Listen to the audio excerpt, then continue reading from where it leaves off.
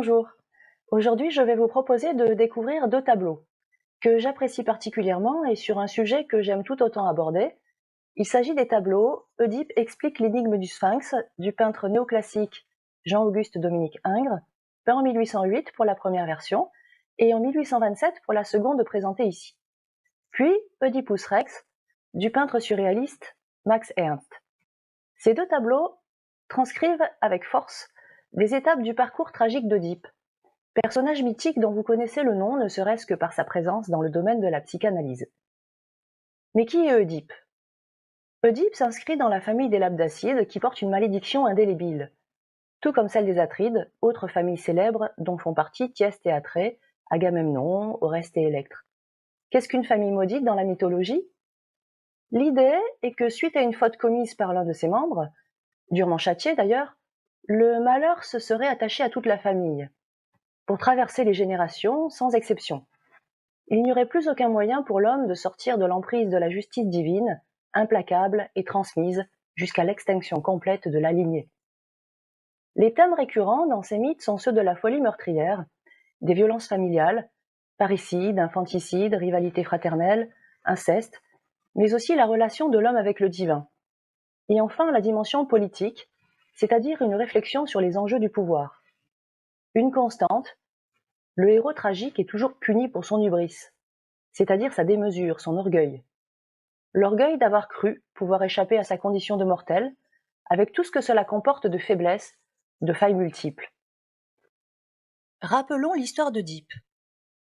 Descendant de l'Abdakos et de Cadmos, fondateur de Thèbes, Oedipe appartient à la famille maudite des Labdacides. Pourquoi maudite, même si la malédiction ne débute pas tout à fait là? Nous commencerons à partir de Laios, le père d'Oedipe, qui a enlevé Chrysippe, le fils de Pélops, et c'est ce dernier qui lance la malédiction pour se venger. Laios est marié à Jocaste, et il apprend par une prophétie que son fils le tuera, et qu'il épousera sa femme. Il abandonne donc son fils Oedipe sur le mont Cithéron, attaché par les pieds, d'où son nom qui signifie « pied enflé ». Mais le nouveau-né est recueilli par des bergers puis confié à Polybe et Mérope, qui règnent sur Corinthe. Oedipe grandit comme prince de Corinthe, et approchant l'âge adulte, il apprend, lui aussi par l'oracle, qu'il tuera son père et épousera sa mère. Horrifié, et ne voulant aucun mal à Polybe et Mérope, dont il ne sait pas qu'ils sont ses parents adoptifs, il décide de s'enfuir pour les protéger, pensant pouvoir échapper à son destin. Mais sur la route, il croise une troupe d'hommes et une altercation avec l'un des gardes l'amène à riposter. Oedipe manque son coup et atteint une autre cible, le chef Laios, dont il ignore l'identité, tombe raide mort. Ensuite, le jeune homme approche de Thèbes et apprend que le monstre du Sphinx sème la terreur dans la région. Envoyé comme punition pour le crime commis par Laios, ou selon une autre version pour le meurtre de Laios, la créature dévore la nuit quiconque sort de Thèbes, et ne parvient pas à résoudre une énigme qu'elle lui pose. Oedipe est jeune, Oedipe est orgueilleux, il tente sa chance, et résout l'énigme, qui était celle-ci. Quel être pourvu d'une seule voix a d'abord 4 jambes le matin, puis 2 jambes le midi, et 3 jambes le soir? L'homme, bien sûr. Il triomphe, le monstre se jette de la falaise, et Oedipe obtient la récompense promise. Il devient le nouveau roi de Thèbes et épouse Jocaste, sans savoir qu'il s'agit de sa véritable mère, accomplissant ainsi la prophétie. Oedipe et Jocaste auront plus tard 2 fils, Éthéocle et Polynice, et 2 filles, Ismène et Antigone. Mais un nouveau fléau s'est abattu sur Thèbes. La peste a été envoyée par les dieux, et l'épidémie ne cessera que lorsque le meurtrier de Laios aura été puni. Oedipe, bien sûr, s'engage à mener l'enquête et à châtier le coupable. C'est là que s'ouvre d'ailleurs la pièce de Sophocle, Oedipe roi.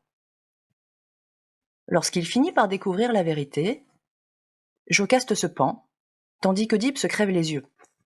Se punissant de son aveuglement, de son manque de lucidité, il saute la vue symboliquement, comme pour accéder à la vision intérieurement. Ensuite, il s'exile, accompagné par sa fille Antigone, et finit ses jours à Colone. La malédiction continuera de décimer la famille, avec ses fils Éthéocle et Polynice qui se disputeront le trône de Thèbes et s'entretueront.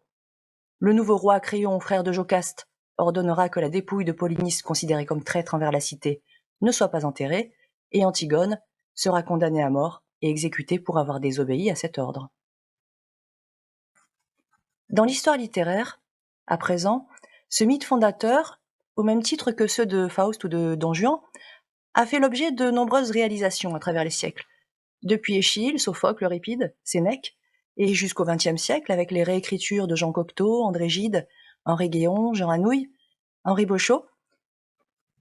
Chacun a proposé son interprétation du mythe, développant une version freudienne ou chrétienne, ou exploitant le thème du pouvoir politique. La dernière, celle d'Henri Boschot, met en relief le cheminement, à caractère initiatique, d'Œdipe, qui finit par acquérir la sagesse et détenir un pouvoir créateur et guérisseur. Enfin, il me paraît nécessaire de faire un petit rappel de définition au sujet du fameux complexe d'Œdipe, défini par Sigmund Freud dans son introduction à la psychanalyse. Il se définit comme l'ensemble des désirs amoureux et hostiles que l'enfant éprouve à l'égard de ses parents. Qu'est-ce que cela signifie concrètement ? Entre 3 et 5 ans, l'enfant est amené, au cours de son développement, à vouloir séduire le parent du sexe opposé, et en conséquence, à rivaliser avec le parent du même sexe, qui lui fait obstacle. Ce conflit intérieur devra progressivement être résolu. Abordons enfin le premier tableau. Œdipe explique l'énigme du Sphinx. Œdipe occupe tout l'espace central du tableau. Le jeune héros apparaît en pleine lumière face au Sphinx. Il est nu, penché en appui sur sa jambe gauche, le pied posé sur un rocher. Sa nudité permet de mettre en relief la perfection et la jeunesse de son corps, la souplesse et la force du guerrier, suggérant aussi son statut supérieur de héros, quasi divinisé. Il apparaît sûr de lui, confiant, déterminé. L'équilibre est produit par les lignes de la composition typique du néoclassicisme, mais aussi du romantisme. Ses jambes forment un rectangle, la cuisse et le bras gauche forment un triangle, sur lequel s'emboîte un autre triangle inversé, formé par le pli du bras gauche. Ainsi, Œdipe apparaît dans une stabilité absolument parfaite. La douceur du modelé, du clair-obscur, contribue à renforcer la sérénité et l'harmonie qui enveloppent le personnage. Même l'étoffe rouge, seul élément en contraste, n'évoque pas vraiment le sang ou la violence, comme souvent et dans ce contexte de mort d'ailleurs, mais elle suggère plutôt le triomphe et la royauté à venir. Œdipe est bien en appui sur le sol et ses deux lances. Il peut ainsi tendre une main et un index relâché vers le Sphinx, qu'il défie littéralement du regard, sans aucune crainte visible. Il semble confiant, serein, sûr du triomphe de la réflexion, de l'intelligence, sur la barbarie de l'animal, plongé dans les ténèbres. Il a la réponse à cette énigme que vous connaissez. Quel être pourvu d'une seule voix a d'abord 4 jambes le matin, puis 2 jambes le midi et 3 jambes le soir? La clé de la victoire, c'est bien l'homme. Passons au Sphinx. Il est présenté de profil, en haut à gauche du tableau, en position dominante, mais partiellement dans l'ombre. Enveloppé de mystère, surgi de sa grotte infernale, il tend une patte menaçante vers le jeune homme, prêt à lui ôter la vie. Le monstre correspond à sa figuration antique. Il dispose d'un visage et d'un buste de femme, du corps d'un lion et d'ailes d'oiseau. La poitrine tendue évoque habituellement la féminité ou la maternité, mais ici il s'agit bien de souligner une posture agressive, par le mouvement exagéré vers l'avant et la domination évoquée également par l'ajout du diadème, symbole d'une reine toute puissante. Son regard noir, à la fois haineux et dépité, laisse penser que le monstre est furieux, qu'Œdipe soit sur le point de lui révéler la réponse. En bas, à gauche, les trophées du monstre, l'évocation pudique des morts. Pas de cadavre, pas de sang, seul un pied coupé et des ossements humains qui suggèrent les nombreux voyageurs qui ont péri, dévorés par le Sphinx. Sinistre ambiance qui rappelle le règne absolu de la créature sur Thèbes.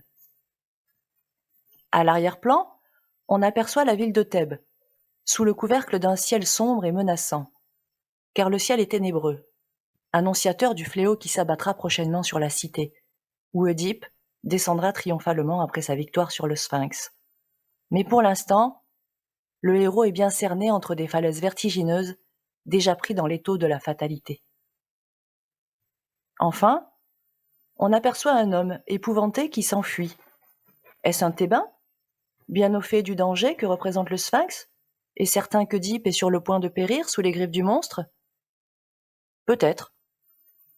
L'homme est plus âgé, doté d'une barbe et d'une sagesse qu'Œdipe, encore adolescent, est loin d'avoir acquise. Il lui ressemble pourtant, et porte la même étoffe rouge, soulevée par le vent de sa course paniquée. S'agit-il du fantôme de Laios, horrifié par le chemin tragique sur lequel avance inexorablement son fils? Tente-t-il de gagner Thèbes afin de prévenir Jocaste et les Thébains de Léto qui se resserrent autour d'eux? Ou ce personnage est-il le double d'Œdipe lui-même, quelques années après? Car il sera horrifié lui aussi, au moment de la reconnaissance, quand il prendra conscience de l'enchaînement tragique dont il aura été responsable sans le savoir. Et ce ne serait pas le sphinx qui terrifierait le fuyard, mais bien le jeune Œdipe, monstre d'orgueil et d'aveuglement, sur le point de déclencher la machine infernale. Si j'ai retenu ce tableau, c'est que malgré l'harmonie de sa composition, l'équilibre néoclassique qui le caractérise, la douceur du clair-obscur et du modelé, il restitue en même temps une tension tragique inouïe. Le deuxième tableau est très différent. Nous changeons totalement d'univers. D'esthétique surréaliste, il faut le lire en termes de symboles à interpréter. D'ailleurs, plusieurs interprétations de ce tableau sont possibles. Je laisserai de côté deux niveaux de lecture expertes, une interprétation psychanalytique et l'autre religieuse, pour en rester à la plus simple, la lecture mythologique, au risque de négliger la réflexion du peintre sur les théories freudiennes, car il est probable que celle-ci fut en première intention. Observons les divers éléments qui composent cet étrange tableau. Nous avons deux oiseaux, symbolisant clairement le couple maudit, Œdipe et Jocaste. Le mâle se distingue par ses cornes et sa taille légèrement supérieure. La femelle est au premier plan, de couleur plus claire et douce, et différente également de par les longs cils qui bordent son œil.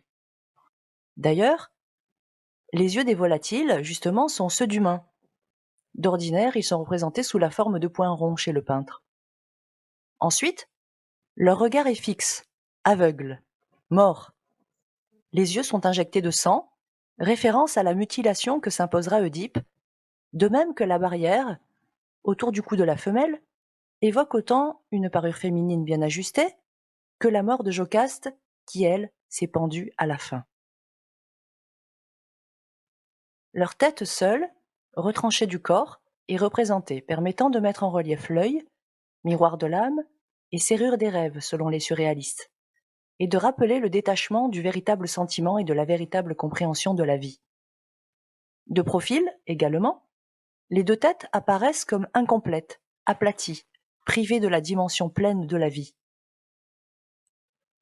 Les cornes du mâle sont attachées par une corde, montrant Œdipe prisonnier de son destin, ou des conventions sociales selon une autre lecture, ce qui souligne qu'il est bien le jouet des dieux, tel une marionnette. Ainsi, les deux amants sont bien enfermés dans une culpabilité étouffante.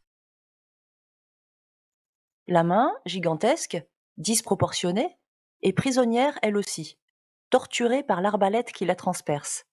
À qui appartient cette main puissante?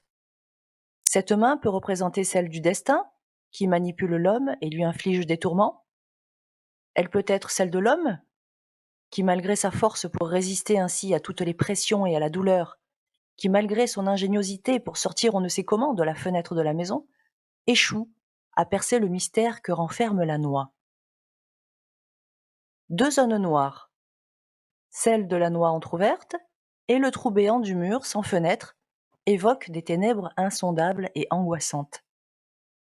Ainsi, la noix peut notamment être lue comme une métaphore d'une boîte crânienne renfermant le cerveau et dont les secrets sont impénétrables.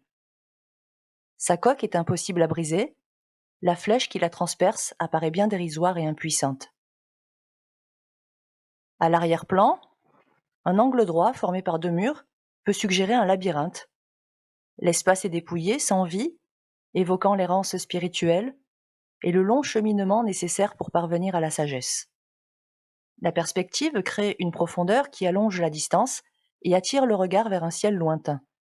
Celui-ci est dégagé, le dégradé du blanc au bleu, quoique froid, produit un certain apaisement et stimule la spiritualité. Enfin, à l'arrière-plan, la montgolfière, Peut-être est-ce un clin d'œil à la lithographie d'Odilon Redon, L'œil ballon, en 1878, faisant écho avec les yeux des oiseaux? Mais c'est aussi un symbole d'évasion et de liberté, ouvrant sur le rêve, principe fondamental du surréalisme. Les représentations picturales d'Œdipe, et notamment lors de son défi avec le Sphinx, sont innombrables. Peut-être en connaissiez-vous d'autres comme celles qui apparaissent sur cette page? Ces tableaux sont tout aussi passionnants et je vous invite à chercher à les analyser de la même façon.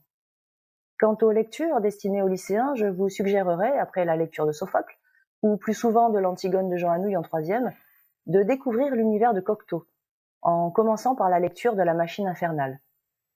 Le magnifique Oedipe sur la route d'Henri Vauchot pourra couronner votre parcours. Je vous souhaite une bonne lecture de livres et d'images. À bientôt.